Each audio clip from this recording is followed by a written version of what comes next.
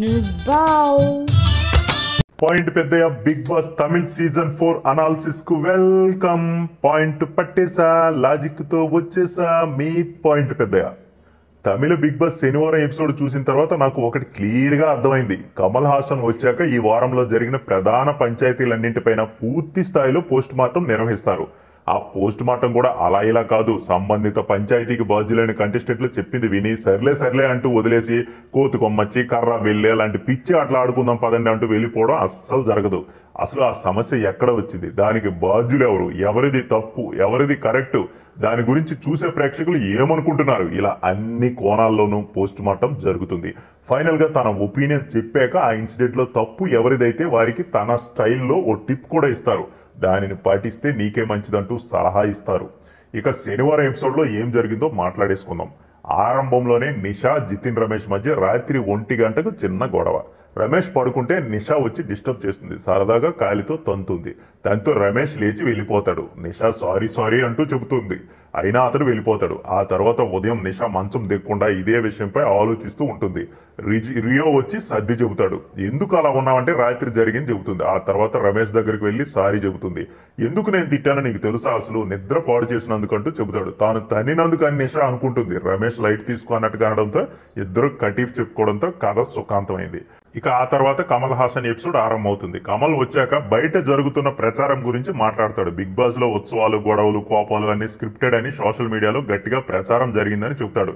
ఎలాంటి స్క్రిప్ట్ లేకుండా అంత బాగా చేసినందుకు అందరినీ అభినందిస్తాడు. ఈ సందర్భంగా ఒకటి ఖచ్చితంగా కమల్ హాసన్ స్పష్టం చేస్తాడు. క్రిటిసిజం గురించి కమల్ కొన్ని విషయాలు చెబుతాడు. 3 రకాల విమర్శలు ఉంటాయి. వాటిలో ఒకటి డబ్బులు ఇచ్చి చేయించేది, రెండోది అవతలి వారిని అవమానించాలని కక్షతో చేసేది, మూడోది అవతలి వారు మారాలని చేసేది. ఏది చేసినా హెల్దీగా ఉండాలంటూ ప్రస్తుతం సోషల్ మీడియాలో బిగ్ బాస్ పై జరుగుతున్న ప్రచారం విషయంలో క్లారిటీ ఇచ్చారు. రాబర్ట్ ఆల్ట్మన్ అనే అమెరికన్ డైరెక్టర్ కమ్ రైటర్ గురించి ఇక్కడ ప్రస్తావిస్తారు. అతను ఏం చేసినా నిజంగా జరిగినట్టుగా ఉండేది అంటూ ఉదహరిస్తారు. ఇక బిగ్ బాస్ హౌస్ లో జరుగుతున్నదంతా ఎలాంటి స్క్రిప్ట్ ఉండదని స్పష్టం చేస్తారు. స్క్రిప్ట్ తో చేస్తే నిజమైన ఎమోషనల్ రావు అంటూ స్పష్టత ఇచ్చారు. అది కూడా విమర్శించే వారికి తాను చెప్పడం లేదని ప్రేక్షకుల కోసం చెబుతున్నానంటూ కమల్ క్లారిటీ ఇచ్చారు. ఇక ఆ తర్వాత సుమంగిలి మ్యాటర్ ను ముందుగా పోస్ట్ మార్టం చేసే పనిని ఆరంభించారు.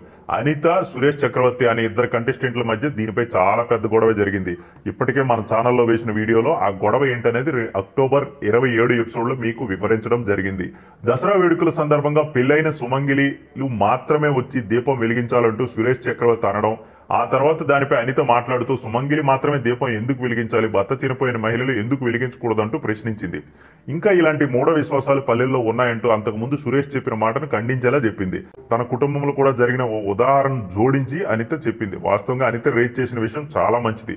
భర్త చనిపోయిన మహిళల్ని ఇప్పటికీ వితంతువులంటూ సమాజంలో ఏ శుభకార్యానికి పిలవకపోవడం వంటివి చేస్తున్నారు. ఇక్కడ అనిత కొంచెం ముందుకు వెళ్లి తాను సుమంగిలి కాకుంటే దీపం పెట్టేందుకు రానిచ్చేవారు కాదా అంటూ ప్రశ్నించారు. ఆ తర్వాత అనిత కన్ఫెషన్ రూమ్ లో బిగ్ బాస్ కు తన బాధను చెప్పుకుంది. తాను అనుకున్నది తప్పులా హౌస్ లోని వారంతా బిహేవ్ చేస్తున్నారంటూ, తన భర్త చూసి బాధపడతారంటూ కూడా ఏడ్చింది. 2 రోజులు తేరుకోలేకపోయింది. మరోసారి బాత్రూమ్ లోనికి వెళ్లి గడియ పెట్టుకుని చాలా పెద్దగా చాలాసేపు ఏడుస్తూ ఉంది. కమల్ రాగానే అందుకే దీనిపైన చర్చ ఆరంభించారు. హౌస్ లో ఉన్న మహిళా కంటెస్టెంట్లు అభిప్రాయం ముందుగా అడిగారు. కొందరు అనిత చెప్పింది కరెక్టే అంటే, కొందరు మాత్రం సరదాగా ఉన్న సందర్భంలో ఆ ప్రస్తావన సరికాదన్నారు. ఆ తర్వాత అనిత తాను ఓ మూఢ విశ్వాసాన్ని తప్పు పట్టానే తప్ప ఎవరిని హట్ చేయాలని కాదు. దీనిపై కమల్ స్పందించిన విధానానికి జహాపన మీకు వందనాలు అనకుండా ఉండలేం, అంత బాగా స్పందించారు. అనిత లేవనెత్తిన అంశానికి ఒక చేయి చాలదు, 2 చేతులు కలిపి చప్పట్లు కొట్టాల్సిందే అంటూ ఆమెను ఆకాశానికి ఎత్తారు. బిగ్ బాస్ లాంటి కోట్లాది మంది చూసే ప్లాట్ఫామ్ పై ఓ అద్భుతమైన సమస్యను లేవనెత్తావనేలా పొగిడారు. తెలివైన వాళ్ళు ఎవరైనా ఇలాంటి అవకాశాన్ని అస్సలు వదులుకోరు, నువ్వు చేసింది 100% కరెక్ట్ అంటూ అన్నారు. దీంతో అనిత లేచి నిలబడి తాను ఏ తప్పు చేయలేదనే విషయం చెప్పినందుకు కృతజ్ఞతలు తెలిపింది. ఏదైనా మార్పు తేవాలన్నా ఓ మూఢ విశ్వాసాన్ని మార్చాలని ఖచ్చితంగా బిగ్ బాస్ లాంటి వేదికను తెలివైన వాళ్ళు ఎవరైనా వినియోగించుకుంటారు, నువ్వు అదే చేసావంటూ పొగిడారు కమల్. అయితే ఇక్కడ నువ్వు చెప్పాల్సింది బాగానే చెప్పావు, కానీ ఆ తర్వాత ఎందుకు అంతలా బాధపడ్డావు, నువ్వు అన్నది కరెక్ట్ అని నీకు అనిపించినప్పుడు అంతలా ఎందుకు ఏడవడం, బాధపడడం బాగాలేదు. అలాంటప్పుడు ఆ మాట నువ్వు అనకుండా ఉండాల్సింది, మాట్లాడితే దాని మీద నిలబడాల్సింది. ఎవరేమనుకున్నా నీకు అనవసరం, నువ్వు మంచి పని చేయాలనుకున్నప్పుడు ఇలాంటివి తప్పు అంటూ కమల్ స్పష్టత ఇచ్చారు. అంటే ఆ పెద్ద ఆయన ఫీల్ అయ్యారని అంటూ సురేష్ గురించి అనిత చెప్పబోతే అప్పుడు సురేష్ కు కూడా కమల్ గట్టిగానే చెప్పాల్సింది చెప్పారు. ఇక్కడ మనం గ్రామీణ ప్రాంతాలు ఇంకా పాతుకుపోయిన కొన్ని మూఢ విశ్వాసాలు, గొర్రెల్లా బతికే జనాలను ఉద్దేశించి మనం ఆ రకంగా బిహేవ్ చేయకూడదు. ఖచ్చితంగా మార్పు రావాలి. మీరు ఎందుకు అంతలా ఫీల్ అయిపోవడం, గతంలో పెరియార్, గాంధీజీ లాంటి వాళ్ళు కూడా ఇలాంటి వాటిపై పోరాడారంటూ కమల్ చెప్పారు. ఇక్కడ పెరియార్ అంటే ఎవరంటే సామాజికవేత్త, రాజకీయవేత్తగా తమిళనాడులో అనేక ఉద్యమాలు ఉద్యమాలు నడిపిన గొప్ప వ్యక్తి. అలాంటి వ్యక్తిని ఇక్కడ కమల్ ఉదహరిస్తూ అనితకు సపోర్ట్ గా మాట్లాడారు. కమల్ అంతలా అనిత చెప్పిన దానికి మద్దతు ఇచ్చారు. ఆమె మీకు సంబంధించిన సొంత విషయాన్ని లేవనెత్తలేదు, మీరు సుమంగిలి అనే పదం వాడారు కనుక సందర్భం వచ్చిందని ఓ జాతీయ సమస్యను తెరపైకి తీసుకొచ్చింది. దానిలో తప్పే ఉంటావు నాకు అర్థం కాలేదన్నారు. ఆ తర్వాత ఆమె వచ్చి సారీ చెప్పేందుకు ప్రయత్నిస్తుంటే ఎందుకు పారిపోతున్నారు, దగ్గరికి రావద్దంటూ అనడం ఏంటంటూ సురేష్ ని అడిగారు. నిజంగానే ఆ సంఘటన తర్వాత అనిత బాధపడి వచ్చి సురేష్ కు సారీ చెప్పబోతే అతను పరుగులు తీయడం, అసహ్యంగా చూడడం చాలా ఓవర్ అనిపించింది. దీనిని కూడా కమల్ వదలకుండా అడిగారు. దానికి అతను గతంలో తమ ఇద్దరి మధ్య ఉన్న ఇష్యూల వల్ల అలా చేశానంటూ చెప్పుకున్నాడు. ఇక ఈ గొడవను పూర్తిగా కమల్ విడమర్చి మరి అందరికీ అర్థమయ్యేలా చెప్పి శభాష్ అనిపించారు. ఇక తర్వాత ఈ వారంలో జరిగిన రెండో అతిపెద్ద గొడవ Balaji versus Archana and Rio. దీనిపై కమల్ పోస్ట్ మార్టం మొదలు పెట్టారు. బాలాజీని విషయం ఏంటని అడిగారు. అతను తాను అలసిపోయి పడుకున్నాను, తన క్లీనింగ్ టీం పని చేస్తుంది, టీంలో ఉండే సభ్యులు ఎవరైనా ఒకరు లేకపోయినా మిగతా వాళ్ళు పని చేసుకు ఉంటారు, ఇంతకు ముందు అదే జరుగుతుంది, ఆ మిగిలిన ఒకరు ఆ తర్వాత రోజు వచ్చి మిగిలిన ఆ రెస్ట్ తీసుకున్న తర్వాత రోజు వచ్చి మిగిలిన పని చేస్తారు అంతే, అంతకంటే ఇక్కడ ఏం ఉండదు. ఇలాంటి అడ్జస్ట్మెంట్లు చాలా ఉన్నాయి, కానీ కావాలని తాను పడుకున్నప్పుడు లేపి మరీ పని చేయాలని అర్చన చెప్పినట్టు అనిపించింది.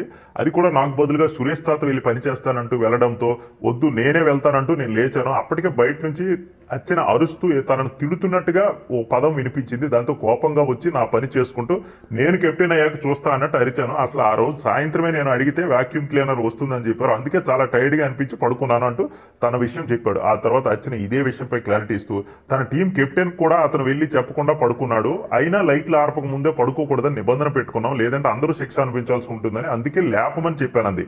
ఇక్కడ కమల్ చాలా స్పష్టంగా ఒక విషయం చెప్పారు. మరీ పడుకోకుండా ఉండడం అంటే కుదరదు, ఎప్పుడో ఓసారి అలసిపోయి పడుకుంటూ ఉంటారు, దానిలో తప్పేముంది. నేను కూడా షూటింగ్ కి వెళ్లి రాత్రి అయినా ఇంకా జరుగుతూ ఉంటే మధ్యలో కునుకు తీస్తూ ఉంటాను, అది పెద్ద తప్పు కాదు, కానీ గొడవ ఎందుకని అడగడం, పైగా రియో నువ్వు మధ్యలో ఎందుకు దూరావు, వాళ్ళిద్దరి మధ్య గొడవ అంటూ నిలదీయడం కమల్ చేశారు. అయితే చివరిగా అర్చన బాలాజీ కలిసిపోవడం, ఒకరి బాధను ఒకరు చెప్పుకోవడం తనకు బాగా నచ్చిందంటూ కమల్ చెప్పారు. దానికి మధ్యవర్తిగా ఉండి తమ ఇద్దరిని కలిపిందంటూ అర్చన తెలిపింది. నిజంగా ఆ రోజు వాళ్ళిద్దరూ చాలా గొడవపడి ఆ తర్వాత రాత్రిపూట కూర్చుని మాట్లాడుకుని ఇద్దరు ఒక తల్లి కొడుకులు కలిసిపోయారు. అది అందరికీ బాగా అనిపించింది. అదే విషయాన్ని ఇక్కడ కమల్ చెప్పారు. ఇక్కడ అర్చన కమల్ తో మరో విషయం చెప్పింది. బాల ఆరంభంలో చెప్పిన తన జీవిత కథ ఏదైతే ఉందో దాంతో అది చూసిన తర్వాత తనపై ఒక సాఫ్ట్ కార్నర్ ఏర్పడింది. ఆ చనువుతోనే అతనికి ఏదైనా చెప్పబోతే తనను విలన్ లా చూశాడు.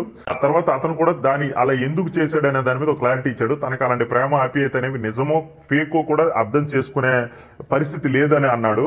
అందుకు నాకు ఏడుపు వచ్చిందంటూ అర్చన చెప్పింది. ఇక్కడ కమల్ కూడా బాలాజీ చెప్పిన ఆయన జీవిత కథ తనను కూడా కదిలించిందని, అయితే బాలాజీ ప్రతి విషయంలో నువ్వు స్ట్రైట్ ఫార్వర్డ్ గా చెప్పడంలో తప్పు లేదు, కాకపోతే స్ట్రైట్ కు యారగెన్స్ కు మధ్యలో ఒక చిన్న లైన్ ఉంటుంది. ఒకవేళ నీకు తెలియక యారగెన్సీగా ఉంటే మాత్రం ఖచ్చితంగా మార్చుకోవాల్సి ఉంటుంది. అదే నీ స్ట్రాటజీ అయితే ఓకే, నువ్వు కంటిన్యూ చేయొచ్చు, కానీ తెలియక స్ట్రైట్ అనుకుని యారగెన్సీతో మాట్లాడుతుంటే మాత్రం మార్చుకుంటే మంచిది. ఇది నీకు నా టిప్ అంటూ కమల్ చెప్పడం జరిగింది. ఆ తర్వాత హౌస్ లో ఫేవరెటిజం గ్రూపులు కట్టడంపై చర్చ జరిగింది. ఇది పరోక్షంగా అర్చన, రియో, నిషా, సోమశేఖర్ గ్రూప్ ను టార్గెట్ చేస్తూనే జరిగింది. ఎందుకంటే ప్రతి విషయానికి అర్చన నోరేసుకుని పడిపోవడం, మిగతా ముగ్గురు సపోర్ట్ చేయడం, మధ్యలో సురేష్ కూడా వచ్చి అర్చన టీం కు మద్దతు ఇచ్చేయడం జరుగుతుంది.